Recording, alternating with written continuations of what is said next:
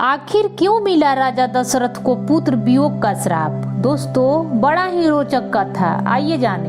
रामायण के अनुसार मान्यता है कि प्रभु श्री राम के पिता अवध नरेश राजा दशरथ को युवा अवस्था में ही पुत्र वियोग का श्राप मिला था, जिसके फलित होने हेतु ही नियति ने कैकेयी और मंथरा को वह संवाद गढ़ा, जिसके बाद श्री राम को माँ सीता और भ्राता लक्ष्मण सहित राजमहल के सभी सुखों को त्याग कर वन जाना पड़ा था।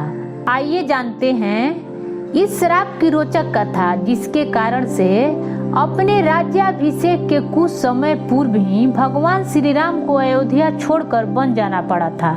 एक समय की बात है जब शांतनु नामक एक सिद्ध महात्मा अपने पत्नी के साथ धरती पर निवास करते थे। दोनों पति पत्नी धर्मपरायण थे, जिसके फल से उन्हें एक पुत्र की प्राप्ति हुई थी। माता पिता ने अपने लाडले राजकुमार का नाम श्रवण कुमार रखा था। ये पुत्र अपने माता पिता का बड़ा ही आज्ञाकारी था।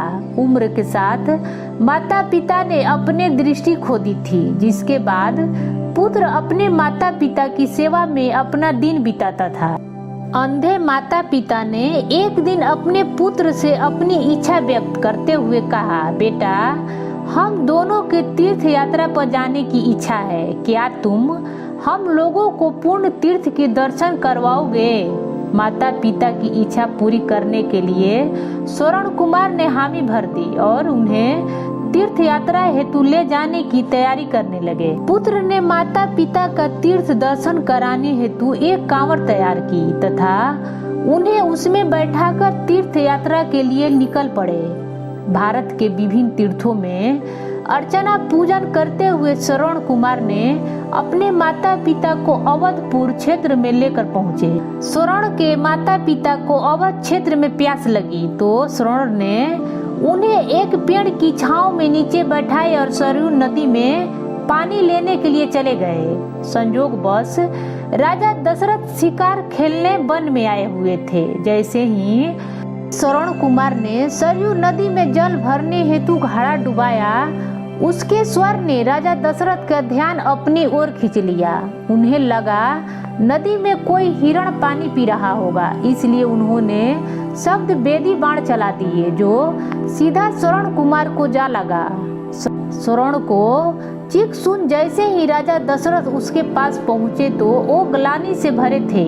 उन्होंने ग्लानि के स्वर में श्रवण को अपना परिचय देते हुए उसे क्षमा याचना की, जिसके उत्तर में श्रवण कुमार बोले, हे राजन, मेरे माता पिता पास ही एक पेड़ के नीचे बैठे हुए हैं। उन्हें जोरों से प्यास लगी है, कृपा कर आप उन्हें जल पिलाकर उनकी प्यास बुझा दीजिए। यह कहते हुए श्रवण कुमार ने राजा दशरथ के हाथों में ही प्राण त्याग दिए।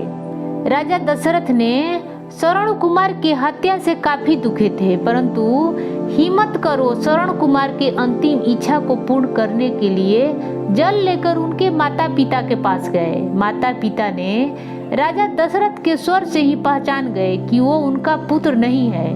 उन्होंने कुपित होकर राजन से अपने पुत्र का पता पूछे, जिसके बाद राजा दशरथ ने रोते हुए सारा हाल कह सुनाए। अपने पुत्र के मृत्यु के खबर सुनकर उन्होंने राजा दशरथ को श्राप दिया कि जिस तरह हमें पुत्र वियोग हुआ है, यही परिस्थितियां तेरे संग भी बनेगा। तू भी अपने पुत्र के वियोग में हमारे ही तरह तड़प तड़प कर मरेगा। यह कहते हुए श्रवण कुमार के माता पिता ने अपना प्राण त्याग दिया, परंतु उनके श्राप के फल से राम जी के वियोग में राजा दशरथ को भी प्राण त्यागने पड़े थे। दोस्तों, हमारी स्टोरी से जुड़े आपको कुछ सवाल हो तो कमेंट बॉक्स में बताएं, हम आप तक सही जानकारी पहुंचाने का प्रयास करेंगे।